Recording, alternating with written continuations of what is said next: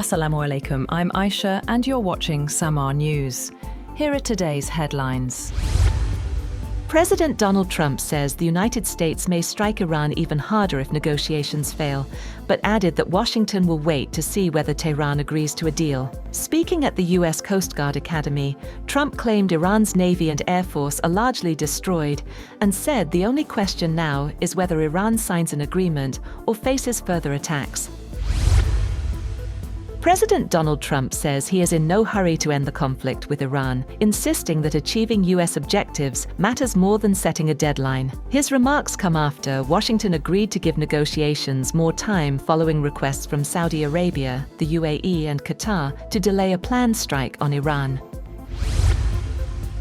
Iranian Foreign Minister Abbas Araghchi has warned that Tehran learned from previous attacks and any renewed war would feature many more surprises. Araghchi has claimed the United States had suffered major military losses, saying the US Congress had acknowledged the destruction of dozens of aircraft worth billions of dollars, including an American F-35 fighter jet. Iran has warned that any renewed US military action could expand the conflict beyond the Middle East. The warning comes after US President Donald Trump said he came close to restarting military operations against Iran. Diplomatic efforts remain stalled, with Tehran and Washington still divided over key demands linked to sanctions, regional security, and the Strait of Hormuz. Iranian Parliament Speaker Mohammad Bagher Kalibaf says enemy actions suggest preparations for a new round of war. In an audio message, Kalibaf also claimed that Iran's military used the ceasefire period to rebuild and strengthen its capabilities. Interior Minister Mohsin Naqvi has returned to Iran and held meetings in Tehran with President Masoud Pezeshkian, IRGC Chief General Ahmad Vahidi, and Interior Minister Eskandar Momeni. This is Naqvi's second trip to Iran in a week. As mediation efforts between Iran and the United States continue, reports suggest a new round of negotiations could take place in Islamabad after Hajj amid attempts to finalize a possible agreement. The US Senate has advanced a war powers resolution aimed at restricting President Donald Trump's ability to continue military operations against Iran without congressional approval. The measure moved forward by a 50-47 vote after 7 previous failed attempts. Under the resolution, any future US military strikes or extended operations against Iran would require formal authorization from Congress under the 1973 War Powers Act.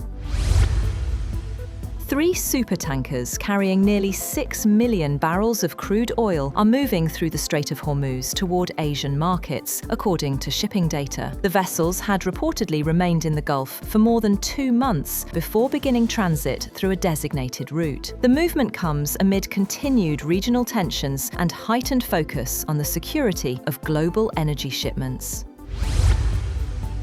US President Donald Trump, his family and businesses have reportedly been granted immunity from ongoing tax audits under a new directive from the Department of Justice. The move follows a major settlement involving claims over leaked tax records and has sparked criticism from Democratic lawmakers. According to reports, the directive bars authorities from pursuing further tax-related claims against Trump and his affiliated entities.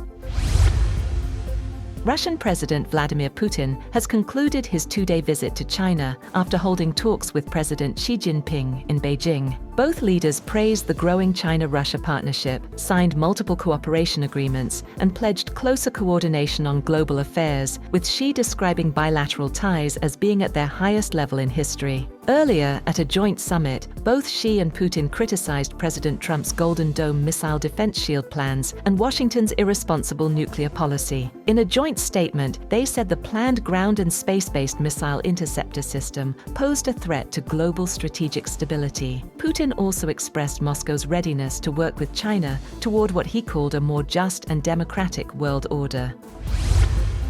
That's all for now. For more updates, visit www.samaa.tv.